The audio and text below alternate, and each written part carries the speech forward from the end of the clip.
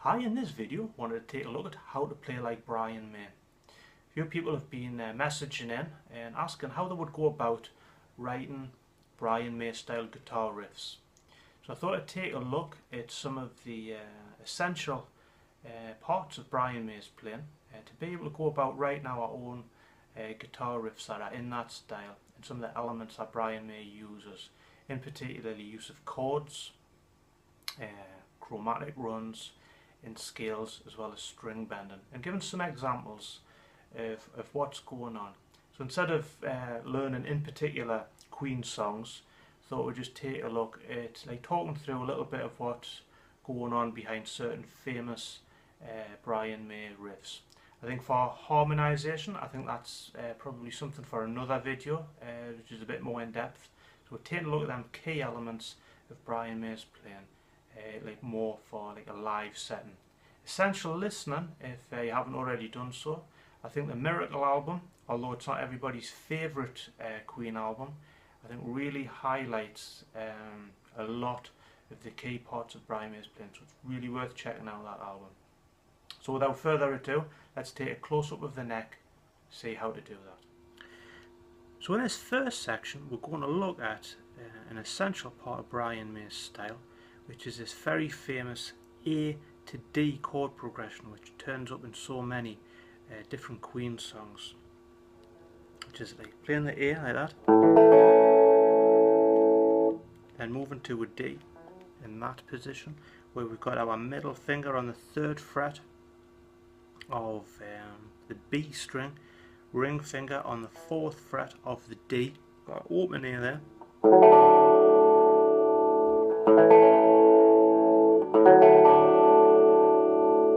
and that turns up in so many different Queen songs. For example,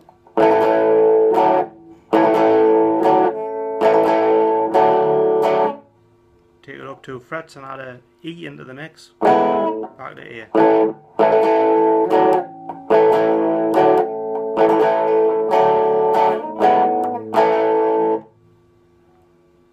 Yet on songs like It's Late.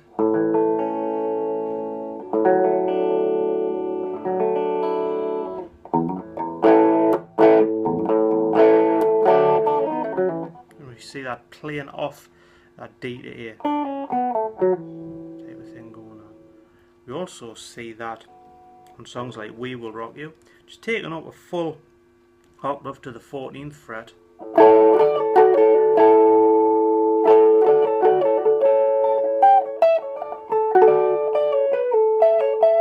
so we see that playing off the D to A chord progression again, but essentially we see it on a Kind of Magic as well.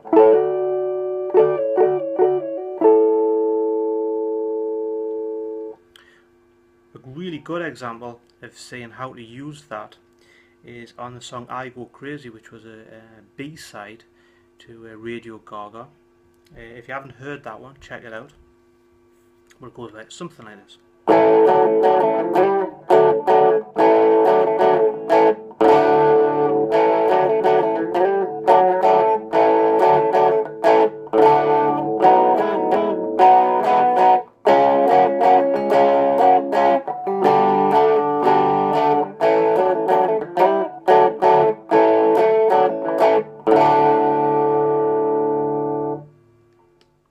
Now the next section I wanted to look at was another primary thing that Brian May does.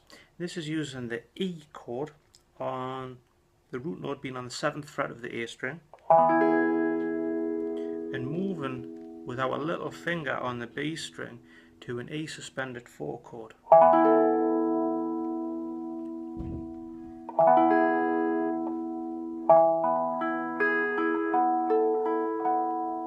That phrase, and we see that probably first appeared on the song Sweet Lady, very prominent on that. So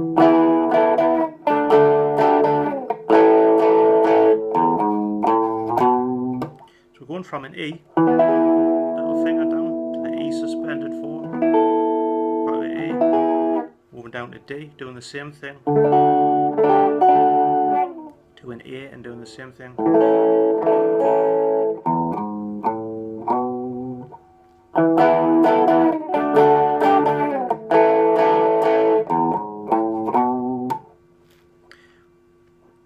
came to light as well in the fast version of We Will Rock You.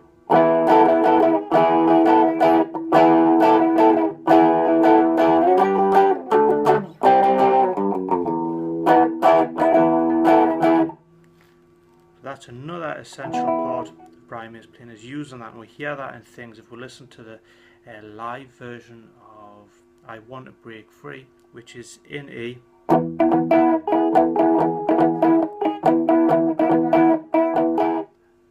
Another chord progression that we wanted to look at is this moving from first to fifth.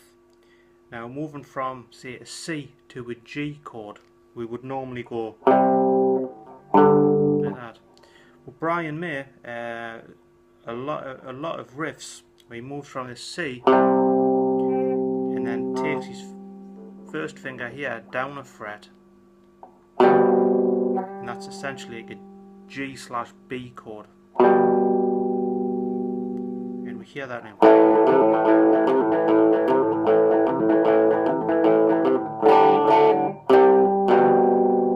Like that. We also hear that kind of thing on Play the Game.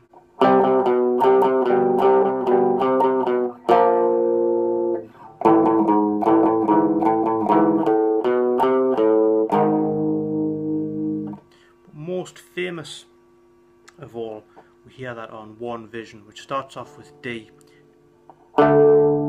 using that same shape, moving down 2 frets, like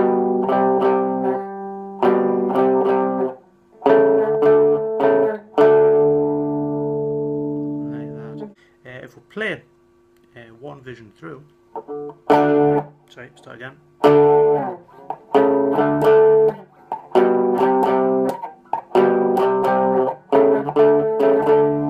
Now what moves to that A to D thing that we talked about before, moving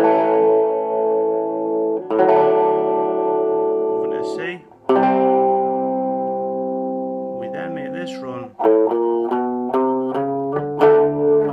which is a chromatic run. So we can see how the One Vision has them kind of elements that we've talked about. Well, that chromatic run, which we hear in so many Queen songs, in this case it's open on the A string, 1, 2, 3, 4, and on the 5th we want to do a power chord. Now we see that in a lot of Queen songs. We see it in things like Stone Cold Crazy, we have that chromatic run.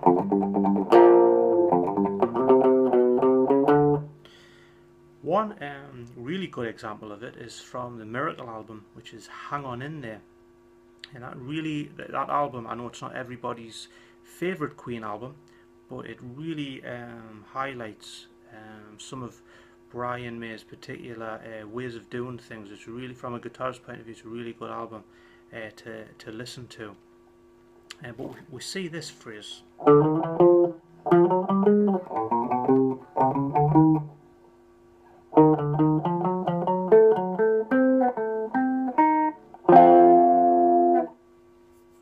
So there, what we're doing, personally I play it like that, but to make things simple, on the A string, on the 5th fret, we're going to go 5, 6, 7, 8. Then on the 8th fret, we're going to go 8, 9, 10, 11. So we're going to do the same thing on the bottom E string. We then have this little run.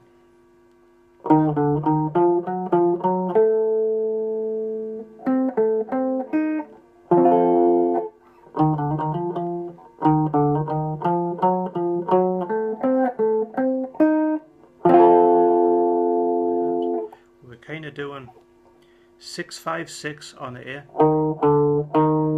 moving to the 8th, 9, 8, 9, moving to the 7th of D, out of the 9th of A, 7, 10, 7, 10 on D, 8th of G, 10th of D, back to the 8th of G, to an F chord rather, with the root note on the 8th fret of the A. So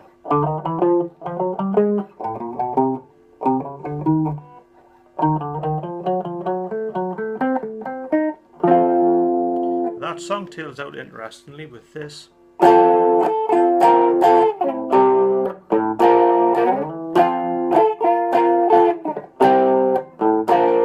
Which again is that F suspended 4, back to F, and it goes to C, to B flat.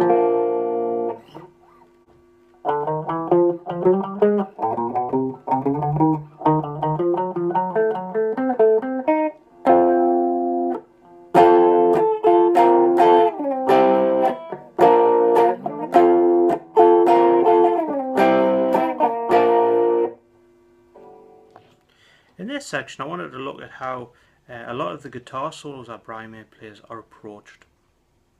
It gives you some idea as how to approach like a Brian May style guitar solo. And I think the best example for this one is probably Bohemian Rhapsody.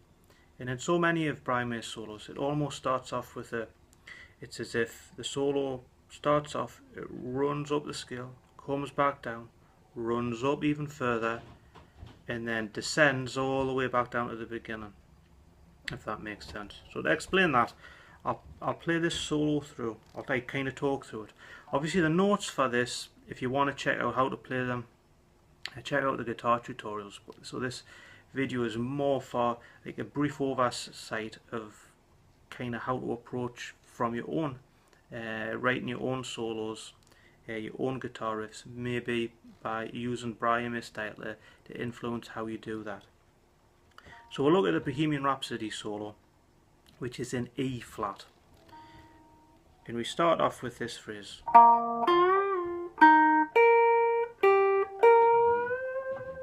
So we see there that it's like climbing up.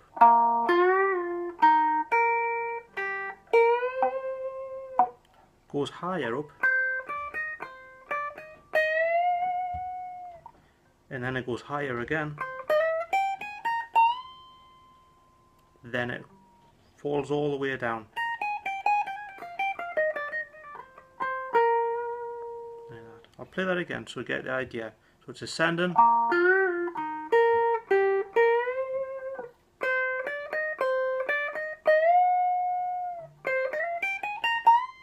And then it falls all the way down.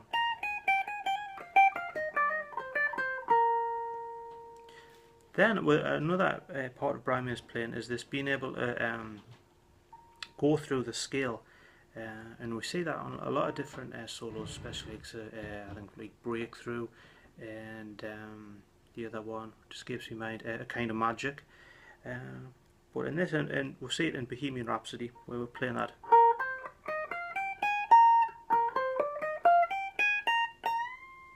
So again, running through the scale, then going higher.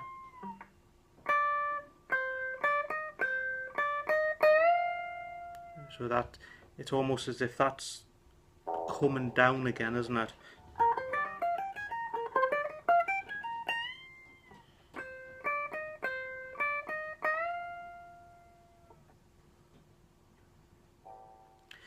Now another essential part of guitar playing, no matter who you're trying to emulate or if you're trying to write your own solos, is being able to play over a chord progression. And I think we'll see an excellent example of this when we take a look at the solo for Who Wants to Live Forever, which is a fairly simple guitar solo, but it has a lot of the elements that we've been talking about. Now it's being played over an E minor, I think the C major 7 chord progression. Now see, I'll put the guitar tab on the screen, but see whether you can pick out the notes that are in the chords to see how he plays over that chord progression, which is quite interesting.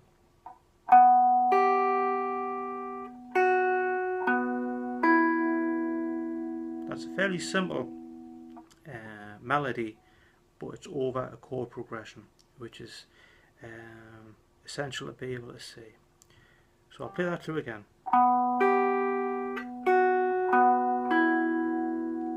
Now we have this bit. Sorry.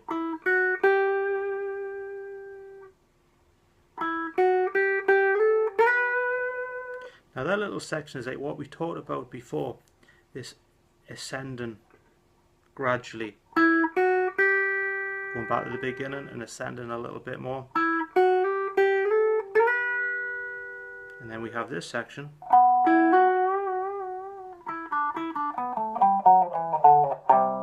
which is the falling all the way back down to the beginning again. So I'll play that through again.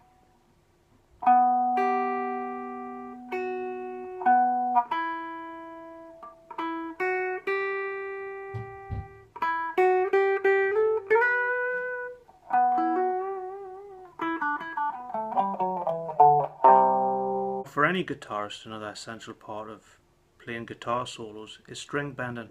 And I think what I like about Brian May's style is that he's able to get so much melody out of a string bend. And sometimes when you look at the when I was younger, when I used to look at the guitar tablature for certain Queen songs, I used to find them a little bit difficult to work out, because it appeared to be the same note being played repetitively with the little cymbals for string bending. One such example of that is the solo from Don't Stop Me Now.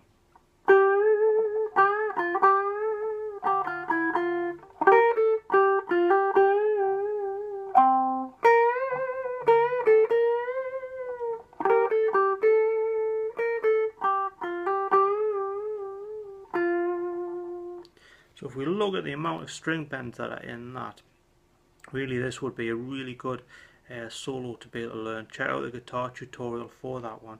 We're starting off on the 12th fret of the G.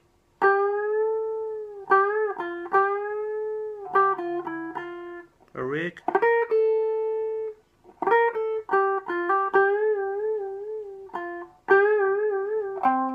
we've got that on that 12th fret again.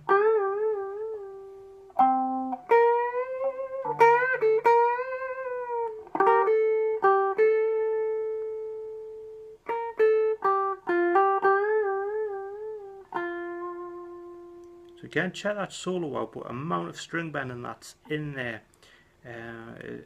is amazing, how he manages to get the melody. Because that's one thing I've always liked about Brian May's guitar solos, is they're able to really nail a melody. Another really good example of string bending is the very last section of the guitar solo from Killer Queen, which goes something like this.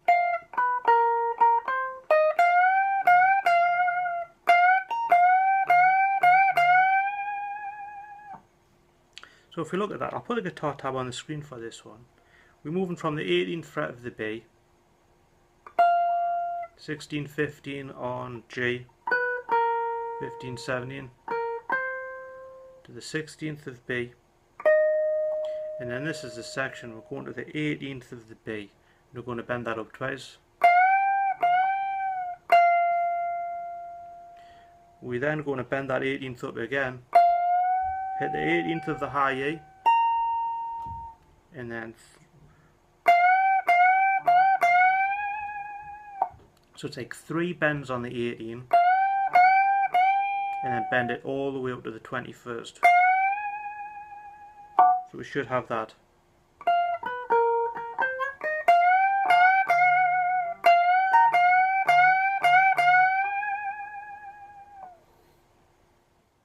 So as always, thank you for watching, and I hope that helps you be able to write some of your own guitar riffs in the style of Brian May.